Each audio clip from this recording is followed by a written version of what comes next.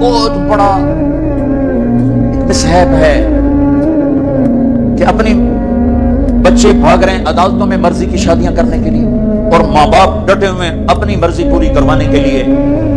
یہ بھی نادان ہے، وہ بھی نادان ہے. ان نوجوانوں سے کہتا ہوں ایسا عشق نہ کرو کہ عدالتوں میں جا کے نکاح کر رہے ہو. ماں باپ کی دعا نہ ملی تو زندگی بھر کبھی بہار نہ دیکھو گے. اور ماں باپ سے کہتا ہوں ایسا ظلم نہ کرو بس یہیں تیری شادی کرنی ہے تو کرنے کو جہاں جاتا چلا جا. یہ ظلم بھی مت کرو. ہمارے دیش میں بیٹیوں سے کوئی نہیں پوچھتا کہ بیٹی یہ رشتہ ہے تیرا کر دیں. بیٹے تو آج کچھ روشن زمانہ آ گیا پھر بھی کچھ اکڑ مکڑ کر لیتے ہیں، لیکن دیہاتوں میں نہیں ہو سکتا. یہ ہمارے ماحول میں یہ کوئی نہیں ہے. اسے وہیں کرنی پڑے گی جہاں باپ نے کہہ دیا ہے. اسے نہیں پسند مجھے آ کر کہے گا، اس سے کہے گا کہ میں اتنے نہیں کرنا، لیکن میرا پیو ڈنڈا چاہیے کرو تو میں کی کروں. یہ زیادتی اور ظلم ہے. اور کہیں بچے تو آواز اٹھا لیتے ہیں، بچیاں تو بول نہیں سکتی، گھٹ گھٹ کے مر جاتی ہیں. کوئی ماں باپ یہ سلیقہ نہیں رکھتا بیٹی یہ تیرا رشتہ آیا ہے ہم کر دیں، تیری پسند ہے ہم کر دیں. صرف بچیوں کو بتایا جاتا ہے، بتانے کی تکلیف بھی گوارا نہیں ہوتی. بس بھائی ہو گیا تیرا. ہمارے فیملی ٹرم بہت ذمہ دارہ فیملی ہو گیا. ایک بچی کا فون ہے ہمارا بہت پرانا تعلق گھر جیسا، مولانا مجھے اتنی تعلیم دلوائی، اتنے اعلیٰ کالج میں پڑھایا، اور مجھے فون آیا کہ تیرا سی رشتہ کر چھڑیا ہے، بس اتنے کر چھڑیا کہ فلانی تاریخ میں تیرا نکاح ہے. تو میں اس پر بھی راضی تھی، لیکن اتنا تو دیکھ لیتے کہ انسان بھی ہے کہ نہیں. ایک شرابی سے مجھے باندھ دیا، آج میری زندگی عذاب بنی ہوئی ہے.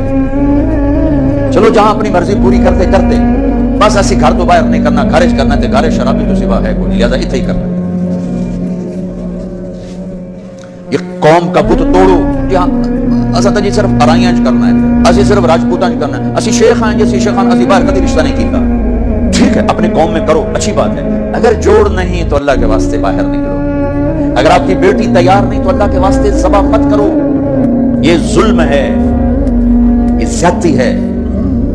قبول لڑکی کرتی ہے نا کہ ابا، قبول لڑکا کرتا ہے نا کہ ابا.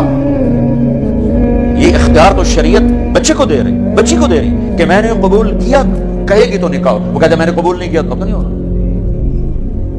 میرا گاؤں راوی کے کنارے ہے، کتنی بچیاں ذبح کر کے ڈال دی گئی راوی میں. اپنی مرضی کی شادی کی ہی نا بس ٹھیک ہے، ذبح کر دی. ساری زندگی بیٹے زنا کرتے ہیں تو کہو جی چھوڑ چکرن کر دی رہ جاتے ہیں. بیٹی پر شک پڑ جائے تو ذبح کر دیتے.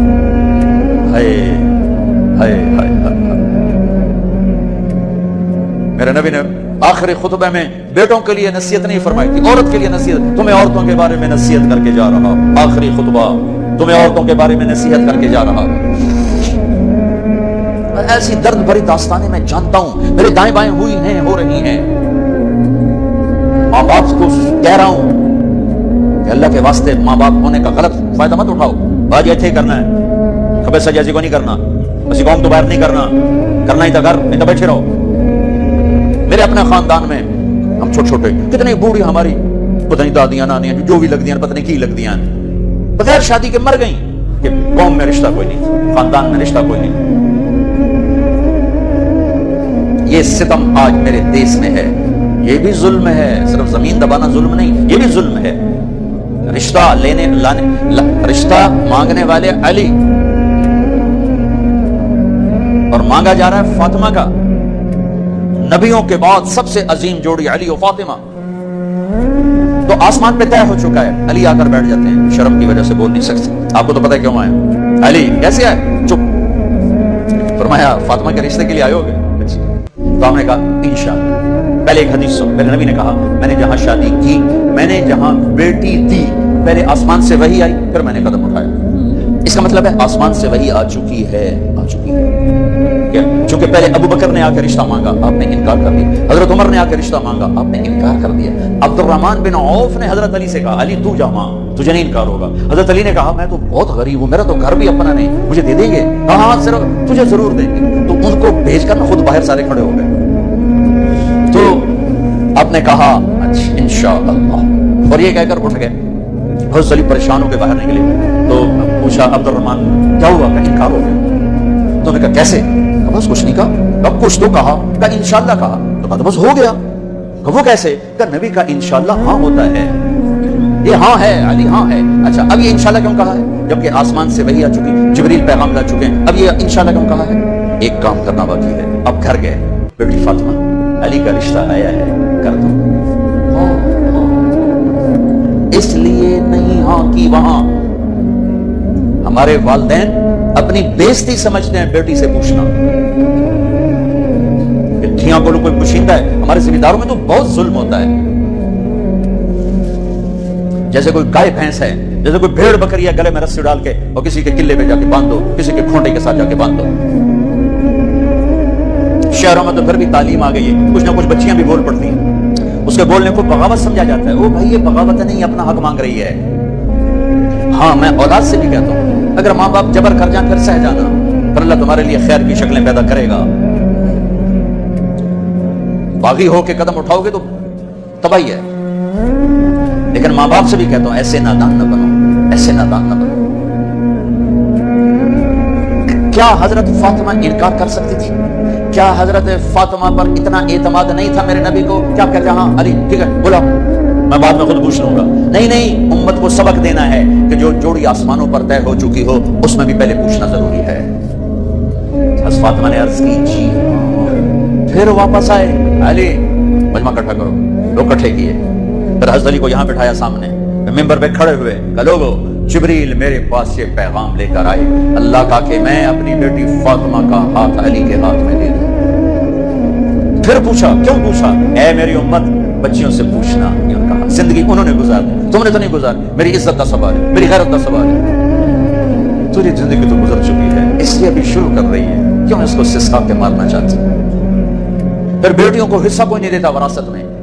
کیا کہیں کوڑے کے ڈھیر پر پڑی ملی تھی, یا کہیں یتیم خانے سے اٹھا کے لائے تھے, یا کسی اور پیٹ میں اس بچی نے پرورش پائی, یا کسی اور چھاتی کا دودھ پیا, یا کسی اور پانی سے یہ بنی. تیرے پانی سے بیٹا بنا, تیرے پانی سے بیٹی بنی. ایک چھاتی کا بیٹے نے دودھ پیا, اسی چھاتی کا بیٹی نے پیا. پروان چڑھی تو جہیز دے کر رخصت. اب چند دن پہلے ایک خاتون کا مجھے فون آیا ایک شہر سے کہ جی بھائیوں نے باپ بیمار ہوئے تو بھائیوں نے فراڈ کر کے ساری جائیداد اپنے نام لگوا کے مجھے خالی ہاتھ کر دیا ہے. میں در بدر پھر رہی ہوں, نہ میرے پاس گھر ہے, نہ میرے پاس کھانے کو روٹی ہے, اور بھائیوں نے ساری جائیداد پہ قبضہ کر لیا. یہ ہر گھر کی کہانی ہے, 100 میں 100 یہ کر رہے ہیں. کوئی لاکھوں میں ایک ہے جو بچیوں کی وراثت کا اہتمام کرتا ہے. باپ مر گیا, ماں بیوہ ہو گئی, اگر باپ کی وراثت ہے تو 8واں حصہ ماں کا ہے, 8واں حصہ ماں کا ہے, 8واں حصہ ماں کا ہے. ماں کو یہاں تک مت پہنچاؤ کہ تمہارے سامنے یوں کرے, جس کی چھاتیاں لٹک گئی تمہیں دودھ پلاتے ہوئے, وہ یوں کرے کہ مجھے پیسے دو. اگر باپ کی وراثت ہے 8واں حصہ اس کو دو, نہیں ہے تو ٹھیک ہے, تو اس کا حق ہے. بیٹیوں کا حق ہے, انہیں دو. تمہارے بیٹے تمہارے لیے عذاب بن جائیں گے آخرت میں اگر بیٹیوں کو حق نہ دیا. تو ان پر مادی ظلم بھی ہے, جانی ظلم بھی ہے, روحانی ظلم بھی ہے. نہ جائیداد دیتے ہیں, نہ ان کی رائے لیتے ہیں, بھیڑ بکری کی طرح کسی کی کھرلی پہ باندھ کے آ جاتے ہیں. لوگوں جبریل میرے پاس اللہ کا پیغام لائے ہیں. پھر نکاح کیا, 400 درہم 480 درہم دونوں. علی فاطمہ بنت محمد کو تمہارے نکاح میں دیا, قبول ہے؟ جو قبول ہے, اور سجدے میں سر رب اوزعنی ان اشکر نعمتک التی انعمت علی. یہ دعا مانگی. اللہ کے نبی نے زور سے آمین کہا. پھر آپ نے سب کو شہد کا شربت پلایا یا چھوارے کھلائے. پھر رخصتی ہوئی, مہینے بعد 6 ماہ بعد 7 بعد یا فوراً, ساری روایات ہیں. حضرت علی آئے تو آپ کو اندر لے گئے, حضرت فاطمہ کا ہاتھ پکڑا اور علی کے ہاتھ میں دیا اور کہا علی آپ کو نبی کی بیٹی مبارک, آپ کو نبی کی بیٹی مبارک. پھر فرمایا میری بیٹی مجھے اپنے خاندان میں جو سب سے زیادہ محبوب تھا میں نے تیرا ہاتھ اس کے ہاتھ میں دیا. جن کے فیصلے آسمان سے ہو چکے ہوں اور جبریل آ کے سنا رہا ہو, وہ پہلے پوچھنے جا رہے ہیں بیٹی کر دوں. ہماری کون سی یہ غیرت ہے, یہ کون سی عزت ہے. خاندان سے باہر اچھا رشتہ ملے کرو, خاندان کے اندر ملے وہ بہتر ہے, ہاں کرو. لیکن اگر خاندان میں جوڑ نہیں, باہر دیکھو یہ ارائیوں کا بت توڑو, راجپوتوں کا بت توڑو, شیخ پٹھان بٹ جٹ پتہ نہیں کی کچھ بنائی کر دیں گرم مسالے, یہ بت توڑو, ان سے باہر نکلو. میرے نبی نے 2 بیٹیاں بنو امیہ کو دی جن سے ٹکر ٹکر ٹکر ٹکر. حضرت زینب کا نکاح ابو العاص بن ربیعہ بن امیہ بن عبد شمس, امیہ کے پوتے کو اپنی بڑی بیٹی دی. اور عثمان بنو امیہ میں سے 2 بیٹیاں ان کے نکاح میں دی, رقیہ ام کلثوم. اور جب ام کلثوم پہ انتقال کر گئی تو فرمایا اگر میری 100 بیٹیاں ہوتی تو میں 100 اور اس طرح مرتی تو میں ایک ایک کر کے عثمان کے نکاح میں دیتا. بنو امیہ میں بیٹیاں تھیں, ایک بیٹی فاطمہ اپنے گھر میں دی علی کو, اپنے خاندان میں شادی کی قریش, خاندان سے باہر برادری میں شادی کی عرب ہلالیہ مستلق, پھر برادری سے بھی باہر یہودی نسل میں شادی کی حضرت صفیہ بنو اسرائیل میں یہودیوں میں سے. اپنے نبی کو تو دیکھو کیا کیا انہوں نے. ہم اپنے نبی سے بھی آگے جا چکے ہیں. کتنے بچے میرے پاس آتے ہیں نوجوان کہ جی شادی کرنا چاہتا ہوں مولانا, بچے بھی تیار ہیں لیکن وہ کہتے ہیں بس ہم نے راجپوتوں سے باہر نہیں کرنا, ہم نے ہرائیوں سے باہر نہیں کرنا, ہم نے شیخوں سے باہر نہیں کرنا. میں ان کو یہ کہ بھائی دیکھو بیٹا کورٹ میرج سے بچنا کہ برکت نہیں ہوتی, اللہ سے مانگو نہیں ہو تو پھر صبر کر کے پی جاؤ.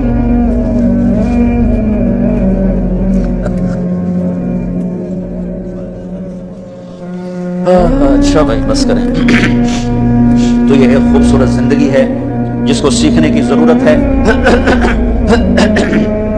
یہ تبلیغ میں جانا اس کو سیکھنا ہے. یہ وہ زندگی کے وہ مسائل ہیں جو عام طور پر ممبر سے بیان نہیں ہوتے, عام طور پر ان کو نہیں سامنے لایا جاتا, اس کی وجہ سے ہم ایسے الجھے پڑے ہیں. میں آپ کی مدد کرتا ہوں, اپنے نبی کی پاکیزہ سیرت سیکھو, زندگی سیکھو, قرآن پڑھو, سیرت پڑھو, علماء سے رابطہ رکھو, علماء کو عزت دو, ہر فرقے کے عالم کو عزت دو.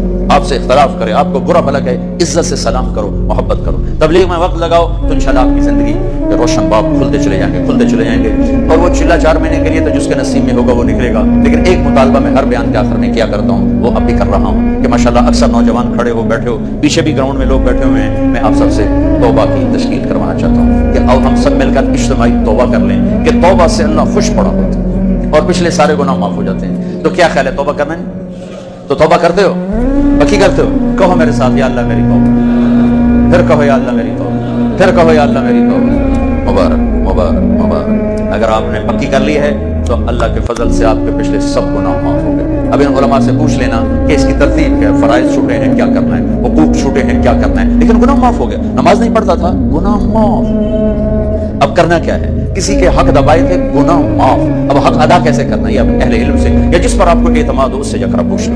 اور آپ جہاں جہاں سے آئے ہو میری یہ گزارش ہے, مہینے میں 3 دن تبلیغ میں ضرور جاتے رہو, صرف 3 دن. نیت کرتے ہو سارا مجمع سارے. اور جو آپ فیصل آباد میں رہتے ہو تو جمعرات کو مرکز میں جایا کریں, جو ہمارا یہاں اسماعیل مسجد ہے, جہاں ماشاءاللہ دین کی بات جمعرات کو ہوتی ہے. رات وہاں گزارو, آپ کو بہت فائدہ ہوگا. ورنہ کم کم مغرب سے عشاء کا وقت ضرور وہاں گزارو. اور آخری بات یہ ہے کہ اگر آپ کسی سے لڑے ہوئے ہو تو یہاں سے اٹھ کے صلح کر لیں. لڑائی زیبا نہیں, قطع تعلق. لڑائی ہونا کوئی مسئلہ نہیں, اونچ نیچ کوئی مسئلہ نہیں, قطع تعلق, بول چال باجی ہونے سے گل ہی نہیں کر. اسی جی بس بائیکاٹ کرتا ہے. جڑا ادھر جاوے گا وہ ساڈا دشمن. ہمارے دیہاتوں میں تو یہ کہتے ہیں جڑا اونوں ملیا وہ ساڈا بھی دشمن ہے. اسی لیکے چھک چھڈے اے جٹاں دے پٹھوں میں انہاں دی اسی لیکے چھک چھڈے. اے لیکے مٹا چھڈو نہیں تو موت ہو لتر مارنا ہے. تو بھائیو جس سے آپ ناراض ہو, لڑے ہوئے ہو, صلح کریں. خاص طور پر بیوی سے کھٹ پٹا نا تو چاہتے ہی صلح کریں, چونکہ جب میاں بیوی لڑ کے صلح کرتے ہیں تو اللہ ان کے پچھلے سارے گناہ معاف کر دیتے ہیں, سارے گناہ معاف. اور عجب حدیث سنا, سب سے پہلے جو ترازو میں تولا جائے گا نا عملوں کو, تو نماز ہے یا روزہ یا تبلیغ یا علم یا حج نہیں, سب سے پہلے بیوی سے سلوک تولا جائے گا. سب سے پہلے بیوی سے کیا کرتا تھا یہ تولا جائے گا.